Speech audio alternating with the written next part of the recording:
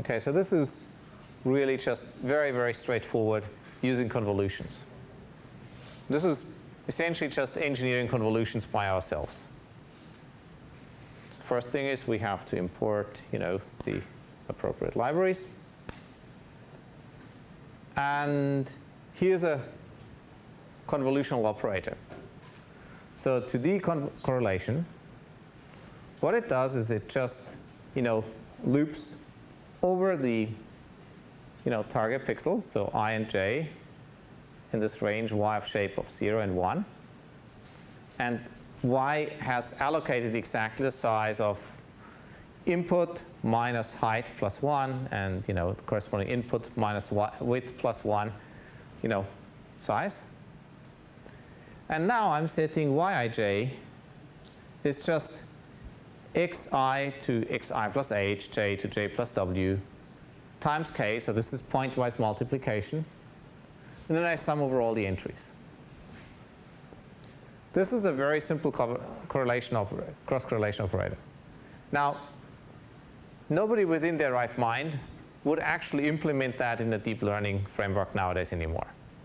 What you do is you either use something that's optimized from the vendor, so you would go to Intel or NVIDIA or ARM or AMD or anybody like those guys and tell them, hey, can I have your optimized library anymore? Or you might implement it on your own using TVM or Halide or some other low-level compiler, but you would not do that in Python. This is really just for the purpose of, demonstrating that this can be done. So this is now the example that we had before. Remember, we had this matrix 1, 0, 1, 2, up to 9, or up to 8. I compute the convolution, or cross-correlation in this case, with a kernel, which has entries 0, 1, 2, 3. And lo and behold, well, yes, I get exactly what I would have expected. Okay.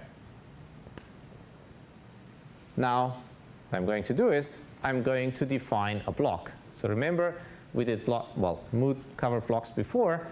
And so now I need to actually implement the 2D convolution, at least the forward pass. And I can rely on autograd to take care of the backprop. But what I need is I need to store weight and bias. Okay? And so I need to store some weight. In this case, I'm just going to call it weight, and I need to store some bias, and that's just going to be a one-dimensional offset. And the forward function is just you go and invoke corr2d between x and the weights. You add the bias to it, and you return that. Okay. So that's a very simple layer. Okay, let's execute that.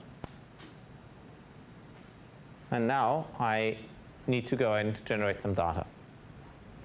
So this is going to represent an image which is bright on the left, black in the middle, bright on the right. So it's just zeros and ones. Okay.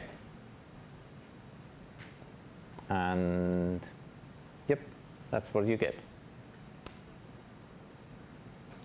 And so now what I can do is I can go and detect vertical edges. So now my correlation kernel is going to be a very simple one, namely it's just, my kernel is just a 1/2 kernel, right? So this was where I said, well, you can have different height and width of a kernel. In this case, this is just a derivative operator. And all it does is it scans horizontally over the image and takes the finite difference between adjacent entries. And if it does that, you can see that the output is going to be 0, 1, and then 0, and then a -1, and again 0. Just because it's taking finite differences. Okay?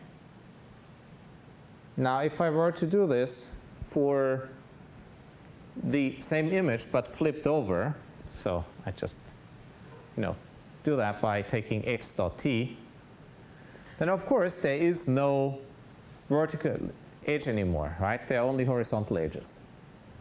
And so utterly unsurprisingly, my finite difference operator that applies things horizontally finds nothing. And Yeah, okay, so I get a beautiful matrix of zeros. Okay. Okay, so that brings us to the last part. Well, can we actually learn this thing? Right? And yes, we can. So in this case, let's actually try to learn a kernel. Okay, let's do this. Okay, so I have x and y. Y is the desired output. And now what I'm going to do is I'm going to compute as my loss the difference between what I get through my convolution, so conv2d of x, and y hat. And then what I want to do is I want to learn the parameters of this convolution. Right? So conv weight data just now performs a very simple gradient descent update. Okay. So this is like learning the convolutional weights of a single layer based on a single observation, right? Okay, so I can do that. And guess what? After a while, it does that reasonably well. Okay.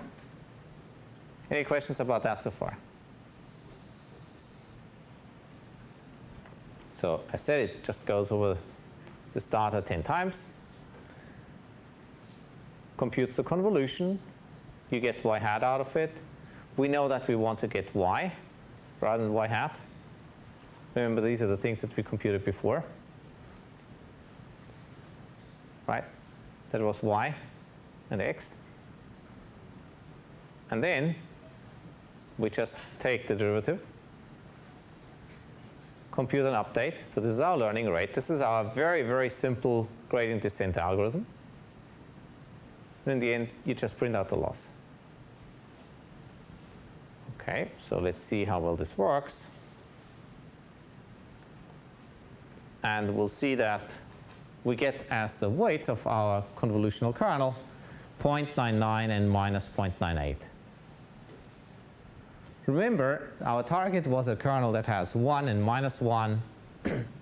So I think we did a pretty decent job. And this is how you learn a convolution in practice. Any questions so far?